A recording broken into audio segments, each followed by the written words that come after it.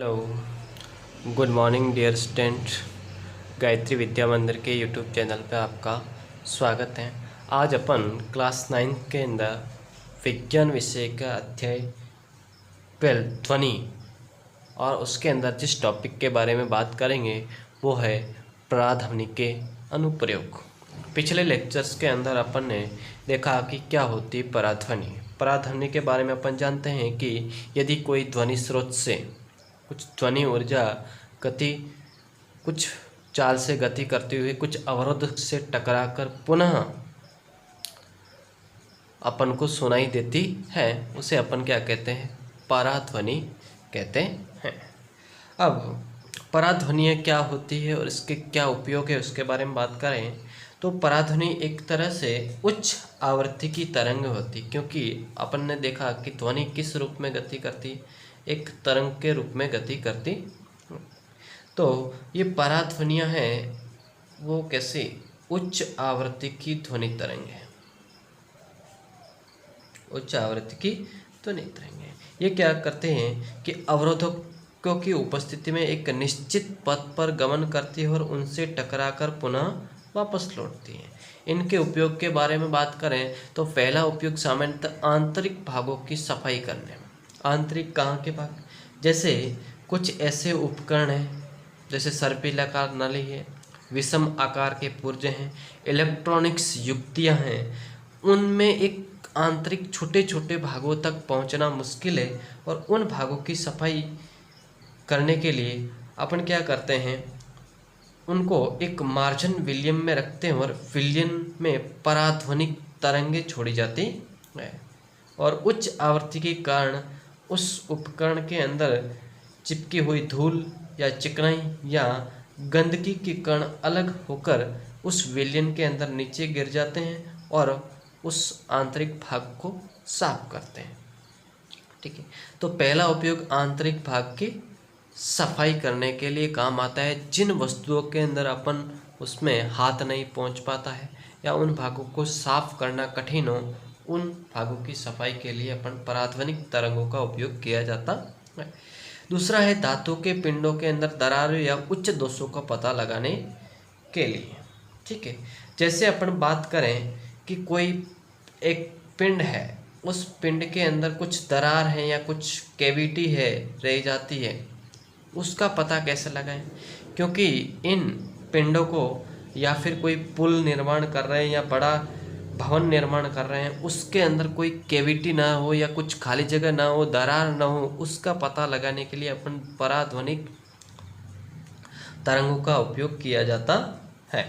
जैसे अपन बात करें वैज्ञानिक उपकरण हैं, उनको बनाने के लिए अपने पास, क्योंकि वो उसके अंदर किसी भी प्रकार का दोष नहीं होना चाहिए, तो ऐसे उपकरण को बनाने से पहले अपन उस पिंड के अंदर पराध्वनिक तरंगों का उपयोग किया जाता है।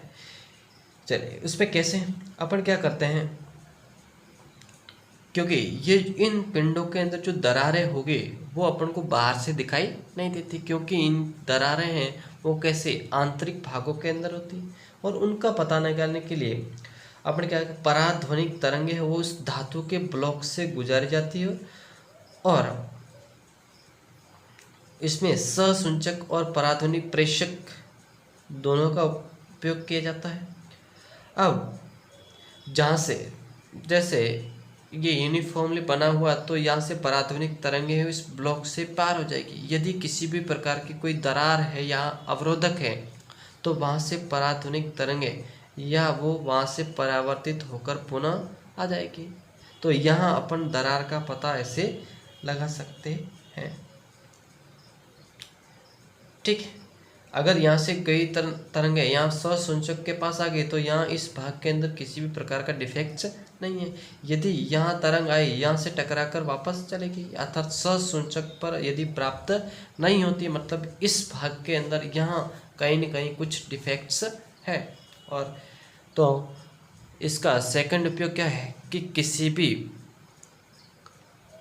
या ऐसे भाग के अंदर डिफेक्ट्स जो बाहर से दिखाई नहीं देते, दरारें या किसी प्रकार का दोष हो पिंड के अंदर, उसका पता लगाने के लिए अपन पराध्वनिक तरंगों का उपयोग करें। दूसरा अपन बात करें मेडिकल फील्ड, चिकित्सा क्षेत्र के अंदर, चिकित्सा क्षेत्र के अंदर आप ज़्यादातर सुना होगा ईसीजी, ईसीजी इकोकार्डियोग्राफी। क्या होता है? इकोकार्डियोग्राफी। ये कहाँ पर आपने देखा होगा? हृदय की स्पंदन या अपने हार्ट का क्या प्रतिबिंब बनाने के लिए काम में लिए जाते हैं। ये जो पराध्वनिक तरंगे हैं वो हृदय के विभिन्न माध्यम से परावर्तित कराकर, विभिन्न माध्यम, जैसे ये हार्ट है, इससे विभिन्न माध्यम से परावर्तित कराकर इसका प्रतिबिंब बनाया जाता है और इस प्रतिबिंब को ही इकोकार्डियोग्राफी कहते हैं। ठीक है, जो अपन हॉस्पिटल्स वगैरह में जाके ईसीजी करवाया जाता है। ठीक है, अब पराध्वनि ससूचक बात करें कि मानव शरीर के अंदर, नेक्स्ट उपयोग मानव शरीर के आंतरिक भागों का प्रतिबिंब बनाने के लिए, और इसमें अपन पराध्वनि ससूचक का काम लगाते हैं। पराध्वनि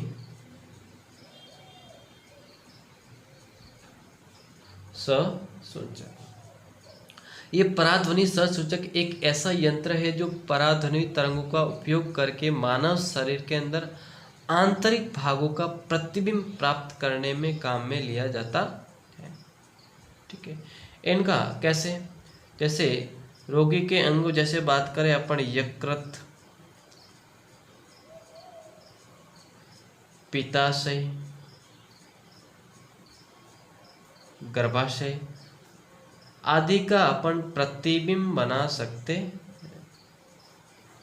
ये ससूचक को शरीर के अंदर ध्वनि तरंगों को भेजकर अपन ट्यूमर का भी पता लगा सकते हैं। ठीक है, ये जो इस प्रकार की टेक्निक के अंदर पराध्वनिक तरंगे शरीर के ऊतकों में गमन करती है तथा उस स्थान से परावर्तित होती है जहाँ पर ऊतक में उच्च घनत्व, जैसे ये कुछ डेंसिटी चेंज होगी तो उस उच्च घनत्व से ध्वनि तरंग क्या होती है? परावर्तित होती है, और इन परावर्तित तरंगों को अपन किस में बदल लेंगे? विद्युत संकेतों में परिवर्तित किया जाता है, और उस विद्युत संकेतों के द्वारा ही अपन किसी आंतरिक अंग का प्रतिबिंब बनाया जा सकता है। और अपन कंप्यूटर के मॉनिटर पे देखें, जैसे अपन बात करें अल्ट्रासोनोग्राफी,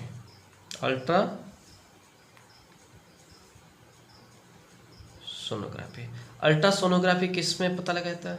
इसमें अपन पास गर्भाशय का प्रतिबिंब बनाया जाता है और यहाँ पर भ्रूण विकास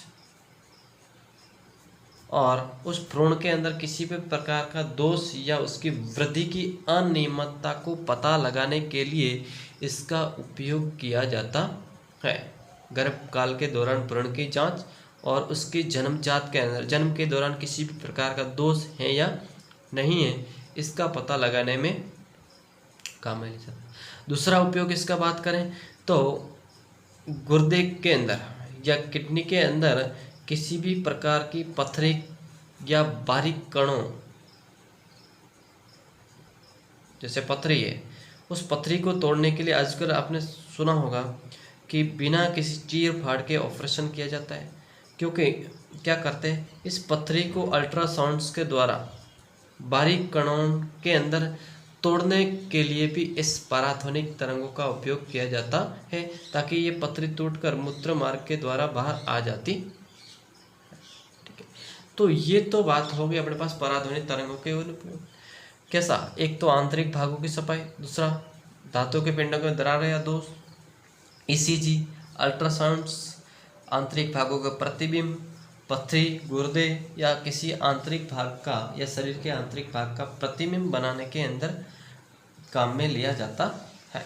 ठीक है, तो ये चीज होगी क्या।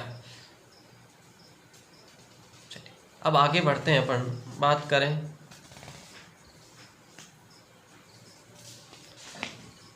इसका एक सबसे अधिक डिफेंस सेक्टर के अंदर बात करें, किसमें? डिफेंस सेक्टर, रक्षा क्षेत्र के अंदर रक्षा क्षेत्र के अंदर और मुख्यतः जल सेना के अंदर जितने भी पोत हैं या सबमरीन्स हैं या पनडुब्बियां हैं, उसके अंदर एक इस्तेमाल किया जाता सोनार। क्या? सोनार। सोनार एक प्रकार से उच्च आवृत्ति की ध्वनि तरंगे हैं। क्या है? ध्वनि तरंगे। उन ध्वनि तरंगों का उपयोग जल के अंदर स्थित कोई पिंड है, उस पिंड की कितनी दूरी है, वो और किस दिशा में है, और वो किस चाल से गति कर रहा है, उसका पता लगाना है। दूसरा, समुद्र की गहराई मेजरमेंट करें। जल में स्थित चट्टानें कौन कौन सी कितनी दूरी पर है, और कोई डूबा हुआ जहाज है, उनकी स्थिति का पता लगाने के लिए सोनार किरणों का उपयोग किया जाता है। ठीक है। अब सोनार का मतलब क्या है? सोनार एक SONAR sound navigation and ranging, ध्वनि तरंगों को नेविगेट करना है और उसकी रेंज को बताने का काम करता है सोनार। ये किसी एक प्रकार की ध्वनि तरंगों को छोड़ता है और ये एक डिवाइस है। क्या है? डिवाइस है जो ध्वनि तरंगों को छोड़ता है। इसके अंदर भी पराध्वनिक, इसको पिंडों की दूरी, दिशा और चाल को पता लगाने के लिए पराध्वनिक तरंगों का उपयोग किया जाता। ठीक है। ये जहाज के अंदर, जैसे ये नाव है, पानी की सतह है, इनको सोनार को कुछ इस प्रकार से फिट किया जाता है। ये समुद्र तल से यहाँ से एक प्रेषित्र होता है जो सिग्नल्स को भेजता है, यहाँ से टकराकर वापस आएगी किरणों को, उसको इस संचक की सहायता से वापस ले जाता है। प्रेषित्र है वो क्या करता है? पराध्वनि तरंगों को उत्पन्न करता है या और प्रेषित का काम करता है। ये तरंगे जल में चलती हुई समुद्र के पिंड से टकराने के पश्चात परावर्तित होकर किस पास आएगी? ससंचुक के पास, और उसके द्वारा ग्रहण कर ली जाती है। और ये ससंचक क्या करेगा? उस ध्वनि तरंगों को विद्युत संकेतों में बदलेगा। किसमें? और इसकी उचित रूप से व्याख्या की जाती है। अब अपन क्या करेंगे इसमें? जल के अंदर ध्वनि की चाल तथा पराध्वनि के प्रेषण तथा अभिकरण के समय अंतराल को ज्ञात करेंगे। पहले तो अपन क्या ज्ञात करेंगे? इसकी चाल क्या करेंगे? ध्वनि की चाल v वेग से, जैसे v मीटर प्रति सेकंड से चाल से गति कर रहे हैं, और इसका समय अंतराल कि यहाँ से यहाँ तक और वापस टोटल समय कितना, ये t क्या है? समय अंतराल। कौन किसके बीच? पराध्वनिक संकेत के प्रेषण और अभिग्रहण, मतलब प्रेषित्र से जाने और ससूचक पर वापस आने में जो समय लिया वो क्या कहलाएगा? समयांतराल। ठीक है। और ध्वनि की चाल कितनी है? v, और सतह से मान लेते हैं पिंड की सतह से, किससे? पानी की सतह से या नाव से दूरी कितनी मान लेते हैं? d मान लेते हैं। तो ये जो ध्वनि तरंगे v चाल से 2d दूरी तय करेगा, यहाँ और यहाँ वापस जाएगी। तो 2d दूरी v वेग चाल से t समय में तय करता है। तो आप जानते हैं चाल बराबर दूरी बटा समय। दूरी कितनी है? 2d, और चाल कितना है? v इंटू समय t। तो d बराबर हो जाएगा v into t by 2 metre. इतनी दूरी तय करता है। ठीक है। तो ये तो बात हो गई किसकी? सोनार की। ओके, ठीक है। तो ये हो गया अपने पास सोनार का उपयोग। ठीक है। अगले लेक्चर के अंदर अपन बात करेंगे और भी चीज़ों के बारे में जो, और फिर इस चैप्टर को अपन ख़त्म करेंगे। ओके, धन्यवाद।